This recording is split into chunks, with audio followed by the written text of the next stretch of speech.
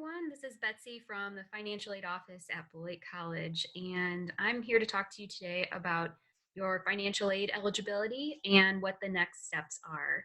Here's a lovely picture of our campus, what it would be looking like right now if we were on campus. Makes me miss it a lot.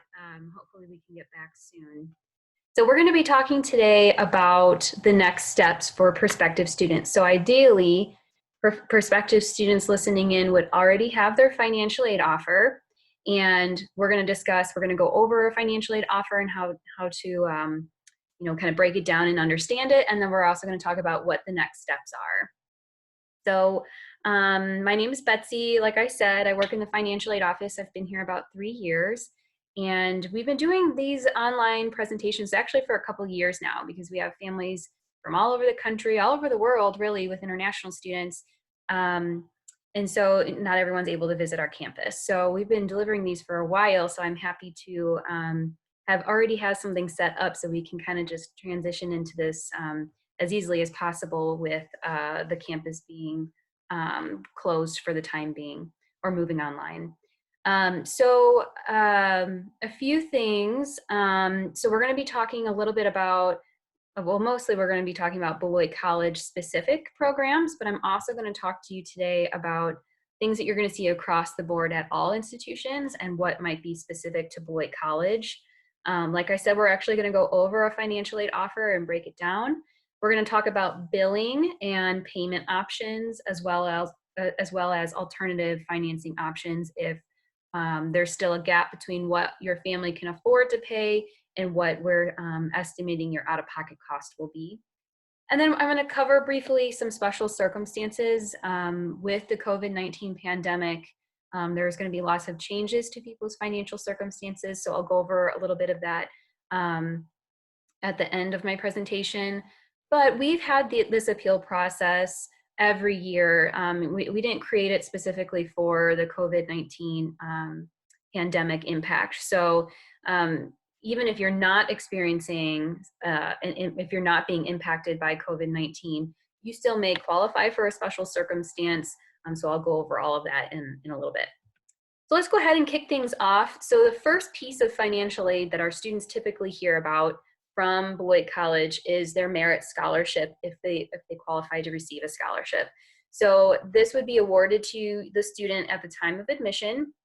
So admissions would send you the letter saying, congratulations, you've been admitted to Beloit College. And in that letter, they would tell you what your merit scholarship would be. And then they send me that information in the financial aid office. And then what I do is I take your financial aid application. For international students, that's your international financial aid application and your declaration of finance. For domestic students, it's your FAFSA. So I combine that information to create a financial aid package for you. So the merit scholarships is kind of the first step. So a few things that you should know about our merit scholarships is that they're renewable for 4 years at the amount that we offered at the time of admission. We don't reduce our merit scholarship if you win any private scholarships from, say, like a community-based organization or a faith-based organization, or your high school or the Elks Lodge, or wherever the scholarship's coming from. We don't change our merit offer. Some schools do. So that's a really good question to ask if you're considering some other schools. Make sure you ask the financial aid office for that. The two requirements that we have to renew your merit scholarship are pretty lenient requirements. So we require students to maintain a 2.0 cumulative GPA, and students need to successfully complete 67% of the classes that they're enrolling in. So if you drop out of a class or you fail a class, you're not completing that course, so that will affect your percentage. But for students that get a D or better, then they're not impacted at all with that completion rate.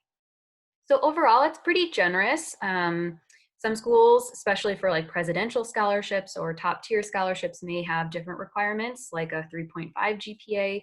So that's a good thing to ask the other schools that you're considering. Again, we only require 2.0 cumulative GPA to renew your scholarship. There are a few other scholarship programs too, like the Music Scholarship, the Founders Scholarship if you're a National Merit finalist, Phi Theta Kappa for transfer students, and then there's a Study Abroad Scholarship if students studied abroad in high school. So there's a few opportunities there. All of the questions that you would have about these scholarship programs, in general, admissions can answer, but if you start with financial aid and we can't answer it, we can connect you with the admissions office as well. So then, so this is, the previous slide is the information I get from admissions. And then on this slide, I'm going to talk to you about a little bit about the additional programs that I'm awarding in my office based on your financial aid applications. And that would be the grants and student loans. So for students who qualify, they will be offered a Beloit College grant based on the FAFSA or the Declaration of Finance that the students submit, depending on if you're domestic or an international student. The amount that we award you in that Beloit College grant is renewable at the amount that we award you that freshman year, all 4 years. As long as you're meeting our requirements for a 2.0 cumulative GPA and you're passing 67% of the classes that you're taking, then we'll just continue to renew that Beloit College grant. That's pretty different than I think what most schools do. Most schools will require you to fill out a FAFSA every year and reapply for the need-based aid every year. We have felt that it's in our family's best interest to get those numbers up front so that they can plan and make a decision based on what the next 4 years are going to look like, versus needing to reapply and potentially losing eligibility in the future. So we've eliminated that here at Beloit College. Now, one thing we don't have control over would be federal benefits. So if you're offered like a federal Pell Grant or a federal supplemental educational opportunity grant, or maybe you're from the state of Wisconsin and you're eligible for the Wisconsin grant, those are all funds that you have to reapply for, and those are allocated by the federal and state government, so we don't have control over who's eligible and who's not. So that is one thing to know, that if you are eligible for those programs and you use them, you do need to fill out a FAFSA every year. If you're eligible for any veteran benefits, like you, the student, are a veteran and you're eligible for veteran benefits, or perhaps the student's parent is a veteran and has educational benefits that they can transfer to the student, we would recommend contacting the VA and filling out the application for that. It's really great benefits for veterans who are eligible for 100% eligibility. Then between the post 9/11 GI Bill and the Yellow Ribbon Program, if you're 100% eligible, then it covers 100% of tuition and fees. So it's a really great opportunity. Veterans, please look into that because it's a significant amount of money. And then everyone who applies for financial aid through the FAFSA or through your Declaration of Finance will be considered for student loans. For our domestic students, if you file a FAFSA, then you'll be offered the student loans whether or not you intend to use them. We are required to let you know what your eligibility is, so we will always offer you loans if you fill out a FAFSA. So let's say you fill out a FAFSA your freshman year, you don't use those student loans for sophomore year, you do not need to file a FAFSA unless you have the Pell Grant or the federal SEOG grant, or like the state money, like the Wisconsin grant. So that's just one thing to know. Now, if you are using the student loans, you do need to reapply every year with the FAFSA. For both domestic and international students who qualify, we will offer you a Beloit College loan, which is a loan through the school that is used to help reduce your out-of-pocket costs. So a little bit about these loan programs. I'll go through the interest rates really quickly. The federal loans, so the top two loan programs on the right side there of the screen, the interest rate hasn't been set for the next school year yet, but it's usually somewhere around 4.5, 4.6%. This past year it was 4.53%. Those loans are all cosigner free. So these are true student loans in the student's name, no cosigner, no credit check required. So you're automatically eligible if you qualify through your applications. The difference between the two federal loans that are listed on the screen here is how the interest works on those loans. So for the federal direct subsidized loan, the interest does not accrue while you're in school. So it only starts accruing when you're in the repayment period.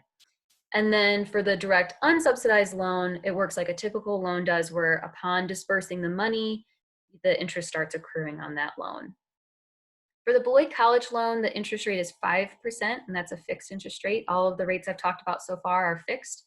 The Beloit College loan is also subsidized. So borrowers, there's no people who will be using that program, there will be no interest that accrues on the loan balance while you're in school. Now, a few requirements for these loans: you have to be enrolled half-time, and the payments aren't due until, for the federal loan, 6 months after you graduate, and for the Beloit College loan, 9 months after you graduate. Graduate or fall below half-time, which most of our students are enrolled full-time, so it's usually not a problem.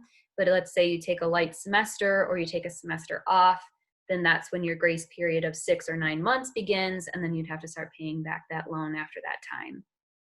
Now, let's say you are in your repayment period, you've graduated, you've paid on the loans for a few years, and then you want to go back to graduate school. The loans can be paused, the payments can be paused, and you can go into a status called deferment while you're completing your graduate degree. So the requirement there is just half-time enrollment. So you just have to be enrolled as a half-time student or more for that eligibility. Let's talk about breaking down a financial aid offer. How we release these financial aid offers is we release them online to students in their application portal. So where they applied for admission, that's where they can go in and check for their financial aid offer. But we also send them in the mail for domestic students. So domestic students, if you got something in the mail, and you maybe lost it, or you need another copy of it, whatever it may be, you can go into your application portal to find that. International students, we don't mail, it's all online, and we usually release every Friday. So if you have any changes to your financial aid or anything like that, we try to get those out every Friday to you.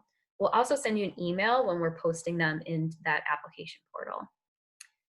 Okay, so let's look at, this is the top part of the first page of the financial aid breakdown, which is purely cost. So we're just talking about our different costs, and we're trying to show you what's going to appear on your bill and what you're still going to experience but may not appear on your bill. So direct costs would be costs that are billed to the student directly on their student invoice. So their bill that they get every semester. These are the charges that they would see. Whereas the indirect costs are still costs that we have to prepare for as a family. We still have to cover gas to get to campus. We still have to purchase our books every semester. We still have to buy shampoo and toothpaste and all those good things. So there are still costs that you have to prepare for, but they're usually costs that you're, for the most part, used to financing, maybe except for books and supplies. But we still included our estimated costs so that you can financially prepare. And then we add them together further on down for the full total cost of attendance. Now, we do have some additional information in here for domestic students. This is a domestic student financial aid offer. And for our domestic students, we have not included the cost of health insurance, but we do quote it on there for $1,720. So if you are opting into our student health insurance program, then that would be the cost that we're estimating for 12 months of health insurance coverage. International students, we've already calculated that into your tuition and fees total. So it's already in there lumped in with the tuition and fees. So students, I get a lot of questions from families about like hidden fees, and I think we don't have any hidden fees. They're all on our billing office's website. So if you want to take a look, you can see all the possibilities as far as additional fees. But there are fees that surprise students sometimes. For example, health insurance would be a fee that sometimes surprises students.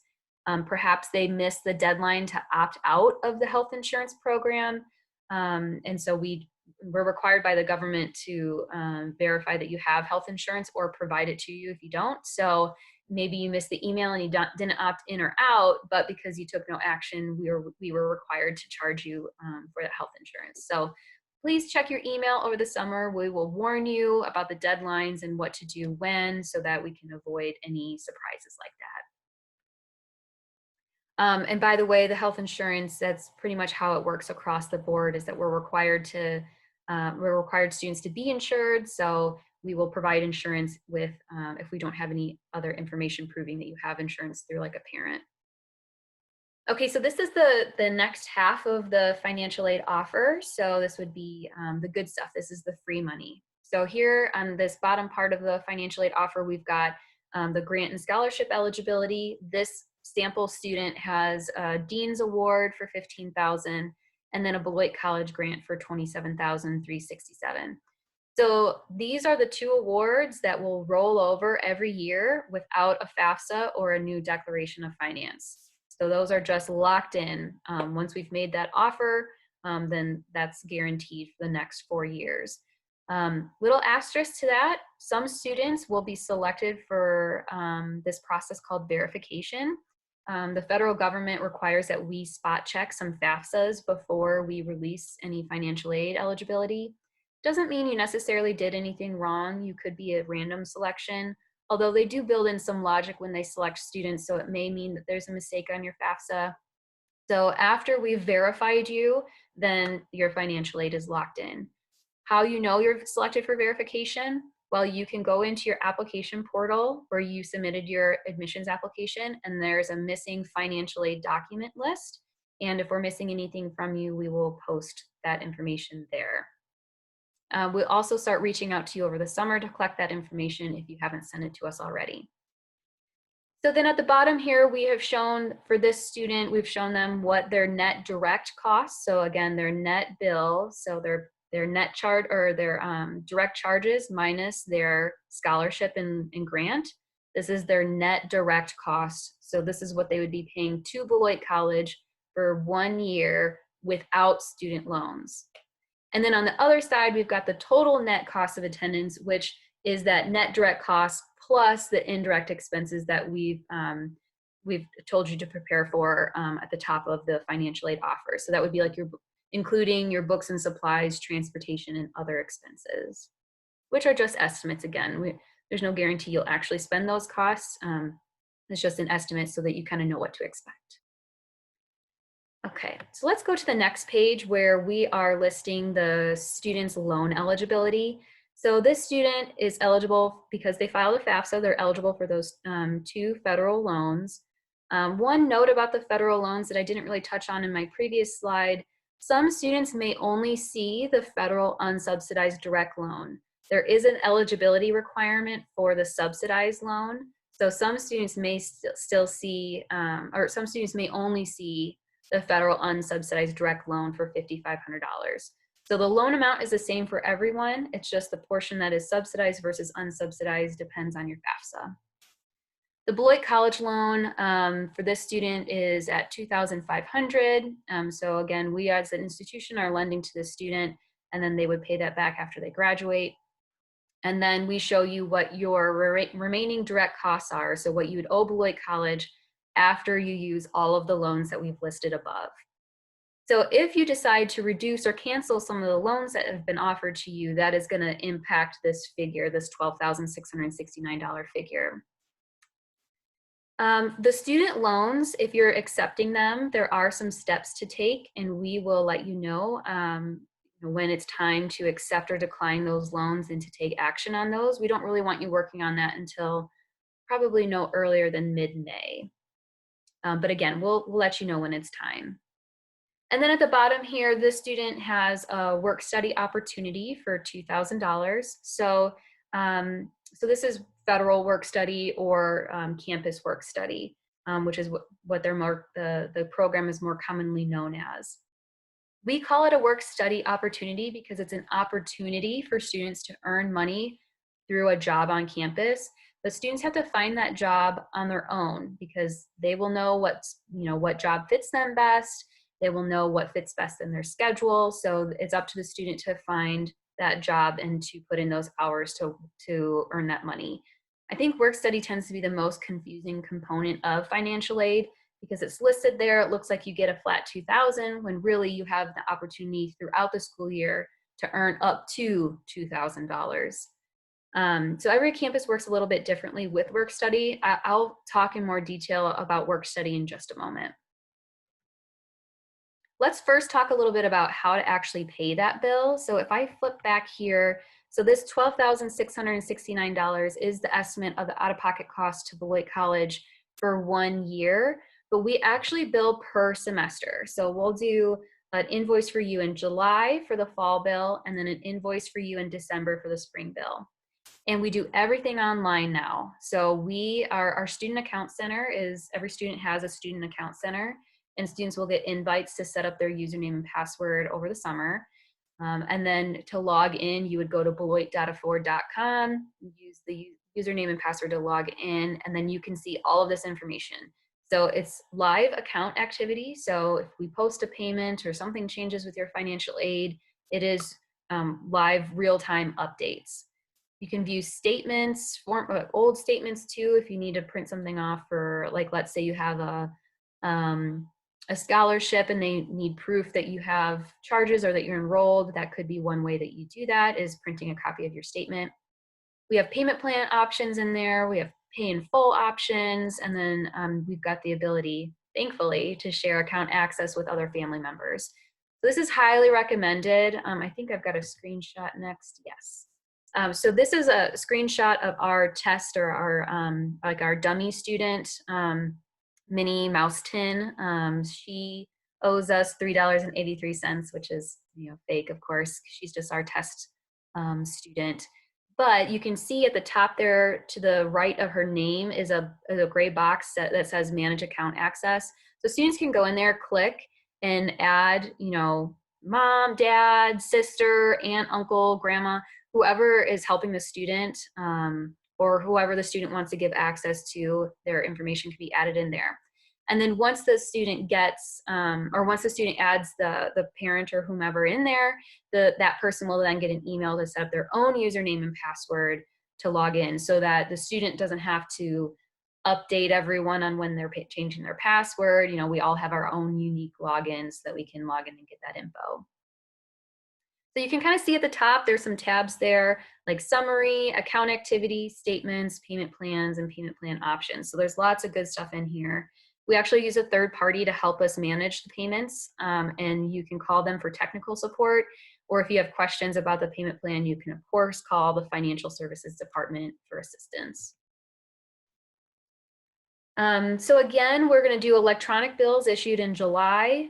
Again, it's just going to be the direct charges, so your tuition and fees, room and board. Maybe the student has signed up for a parking permit, we'll add all those charges in there too. But again, direct charges only. So books and supplies will not be on your student bill. That's just a separate expense, like going to Amazon to buy your books. Our bookstore is moving virtually, so you would just virtually visit a bookstore and pick your textbooks and pay separately. And then we'll have the estimated financial aid on the student bills. But if you've accepted your loans, you'll see them on the statement. If you haven't accepted your loans yet, you may not see it because there's some pending requirement for you to accept those loans.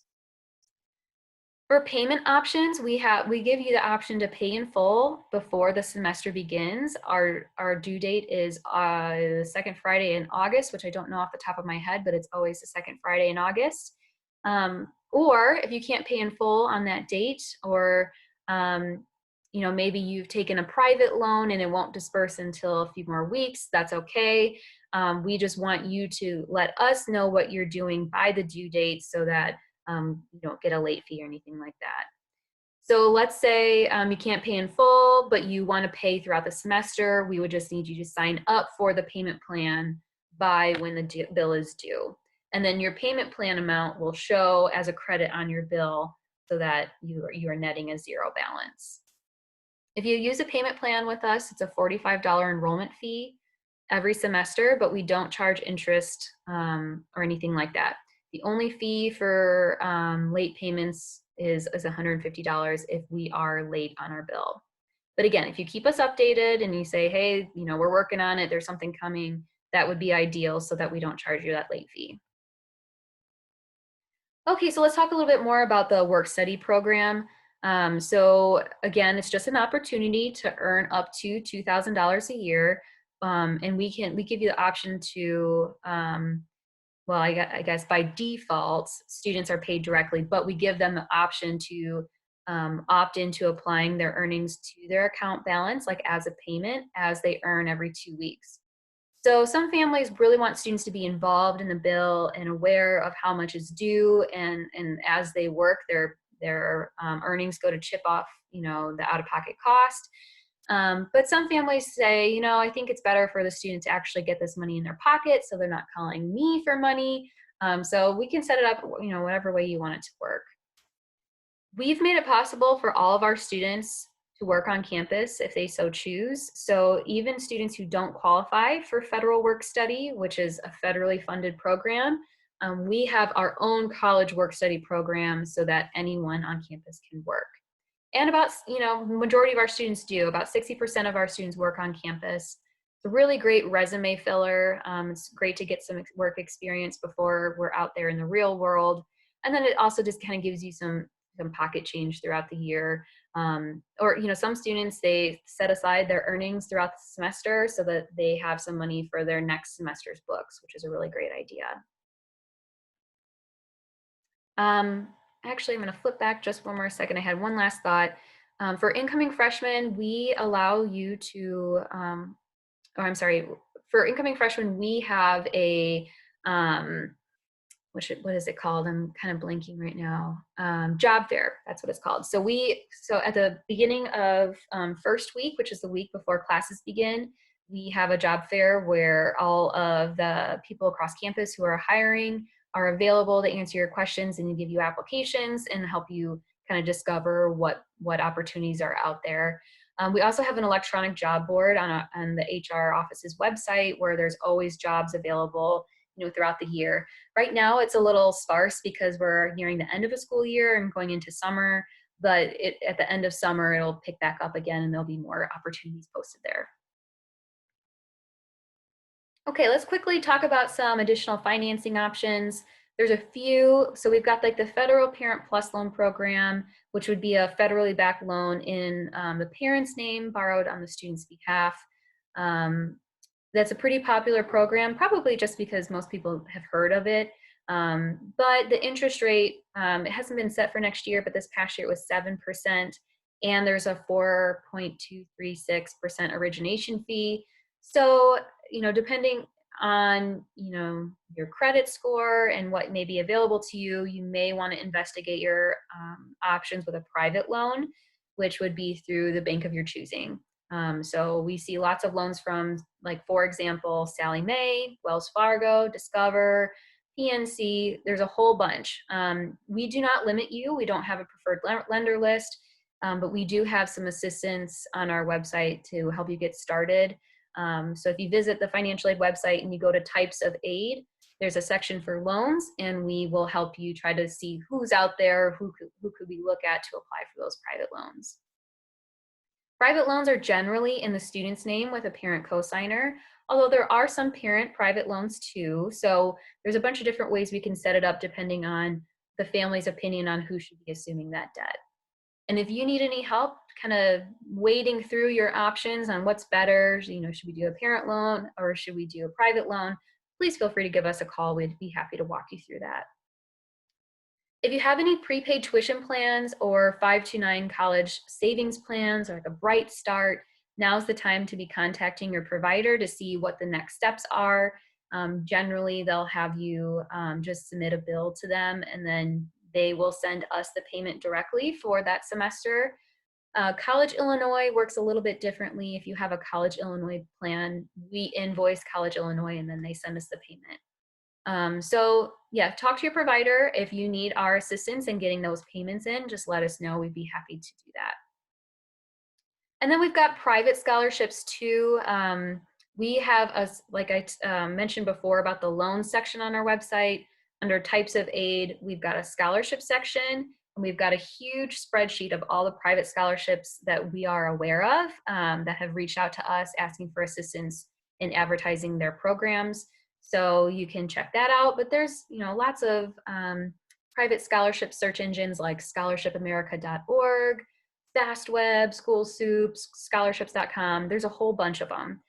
So I don't want anyone to feel like they have to go to our Google sheet where we've compiled a bunch. Really, you can do your own search. My only warning is if they ask you to pay to apply, or if they're asking for your banking information or your bank account or routing number, it's really not needed. Private scholarships will send us the check directly in 98% of the case, or 98% of circumstances. Sometimes they'll send it to the student directly, telling them to hand it over to us as a payment. but for the most part, it's paid directly to the college. So please don't give out any of your personal information. If you are submitting artwork, or you're doing like a YouTube video as part of the contest for this scholarship, I would just advise you to take a look at the fine print to see how that information is going to be used, where it's going to be used, how are they going to use your artwork, just so that you are aware and there's no surprises later on down the road. Okay, so let's talk about some special circumstances, because I feel like this is at the top of everyone's mind right now.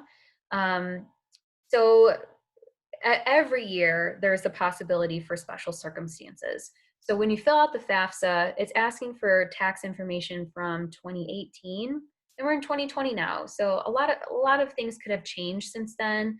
Maybe parents got divorced, maybe they got remarried, maybe we switched jobs and we don't earn what we used to, maybe we lost our job. Um, I just feel like COVID-19 is probably increasing the amount of inquiries that we're seeing. But even if you're not impacted by COVID-19, there's still an opportunity if you have anything that has changed since you filled out your application, or if the tax information provided that you were required to report on your FAFSA is no longer a valid representation of your family circumstances, please let us know. These are samples of what we see most often, but we get some circumstances like our basement flooded and we needed to pay to fix that and needed a new sump pump, or whatever. If it was unusual, an extraordinary expense to you, please let us know to see if there's anything that we can do to help with that. So we have an appeal process, but we recommend, if you are experiencing this situation, to send an email to the financial aid office, and we will do our best to walk you through that appeal process to see if you qualify for any additional financial aid based on your circumstances. I mentioned it earlier, but there are missing documents, a list of missing documents on your in your application portal. So this would be where you go to do like your housing application and to submit a deposit. All of that is in that same portal. And then once you're enrolled as a Beloit College student, or once you've deposited as a Beloit College student, you then have access to the college's portal, where the same list will be there too. So we've got it in two places for you so that you don't miss it. We'll also be reaching out and letting you know what you need to do and when. And then there's some financial aid that can't be dispersed until all those documents are received. So like for example, student loans, you have to actually accept those loans and sign a promissory note before we can do anything with that loan for you. So sometimes these documents hold up the money to help you pay your bill. So we just really want to make sure that we're not missing anything. And then we've got a few FAQs that I get pretty often. Do I need to complete the FAFSA each year? I kind of answered that before. Only if you're using federal programs like grants and loans. If you're not eligible for any federal grants or state grants, and you're not using the student loans, then you do not need to complete the FAFSA each year, just the first year. When do I need to pay my deposit? Well, we've extended our deposit deadline from May 1st to June 1st to give you more time to make a decision as a family due to the pandemic and how it's impacting everyone. So we're trying to give you some more time so that you don't feel pressure to make a decision, and you've got maybe some time to talk to us about an appeal if you are out of work or something like that. When do I need to complete my loan paperwork? We will let you know when to do that, but generally we want you to do that over the summer, preferably before August. Really, it'll take a little bit of time, but no more than 1 to 2 hours to fully complete. We have a Becoming a Beloiter website for our incoming students that every office across the campus will list what you need to do for them, like health insurance stuff and immunizations and your housing application. We'll have it all in one spot so that you can work through that over the summer. Does my bill need to be paid in full to move on campus? No, but we do want you to have everything set up before you move on campus, just because I think it puts your mind at ease. And then we also don't want you to be subject to any late fees. So for example, maybe your bill's not paid in full, but you've signed up for a payment plan that begins in September, and it will be paid in full once your payment plan begins. So no, your bill doesn't have to be paid in full, but we do need to have a plan. We won't prevent you from moving in, but we recommend that you have a plan so that there's no confusion later on down the road. What if I don't have any money to purchase books? Well, if you don't have money to purchase your books, please contact the financial aid office to see if there's anything we can do. Financial aid is not automatically available for books because it has to be used for your direct charges first. But if your financial aid exceeds your bill, then there's money available to you for the excess financial aid that you can use at your discretion. So for some students, there may be what's called like a refund check, where after your bill is paid, there's still leftover financial aid that can assist you with these costs. And then I talked a little bit about hidden fees earlier. There are no hidden fees in our eyes. They're just maybe fees that you don't know about. So again, I recommend visiting the billing office's website. You can just Google billing Beloit College and get to where all the information is. Um, so I would say what people think of as hidden fees may be what we would consider course fees. And this is what you'll see across the board at every college and university. There are just some classes that require more supplies to be provided by the school or the professor, and so they have the student share in that cost. So it could be anywhere from $5 to $10. It could be upward to like $110 per class, depending on the class. And then some classes don't have any course fees. Our largest course fee would be for private music lessons, which is $350 per semester for that. So that's our largest one. Usually they're somewhere between $10, $60. The next highest one would be an art fee for $110. So we're not talking thousands of dollars here. So we encourage you to let us know if you have any questions or if you need any assistance. You can also sign up for an individual phone appointment where I can talk with you, or our director, Deb Dew, would be available to talk to you about your specific circumstances and help you figure out how we're gonna finance everything, and just to make it as smooth of a process as possible. I don't recommend waiting until you get your bill in July to finalize everything. I would recommend thinking about it now. You know, how are we going to cover this cost? Do we think we should do a payment plan? Maybe we need to apply for some loans to see if we qualify for them before making any decisions. And we can help you with all of that. That's why we're here. So please use us. We are still answering the financial aid office's main phone line. It's forwarded to our cell phones, so we're available that way at the number that I have on the screen here. And then this link is the link to the individual phone appointments. So on Tuesdays, Wednesdays, and Thursdays in the morning and the evening, we've got some time slots available. But if that doesn't work for you, you can also just email us or call us and set up a different time. So this is the presentation I would normally give to students and families during an admitted student open house, which we had to cancel this semester due to the pandemic. And then we're going to email this out and make it available. I also have some live webinars coming up, but I'm going to be talking about the exact same situation. So if you've already listened to this and then you see one advertised in the future, it's just going to be the same thing offered to a new group of people. So feel free to sign up again or say, nah, no thanks. The billing office and financial aid, closer to when the bill is released, we're going to do another one of these to talk a little bit more details and nitty gritty on like actually logging into your student account center, how to view the bill, how to do a payment. But really this is just to kind of help you make a decision with Beloit and to get some information available to you to help you make your decision. So thank you so much for listening today, and please let us know if you have any questions. Again, we're here to help and we'd be happy to do so. So please use us. Thank you and have a good day.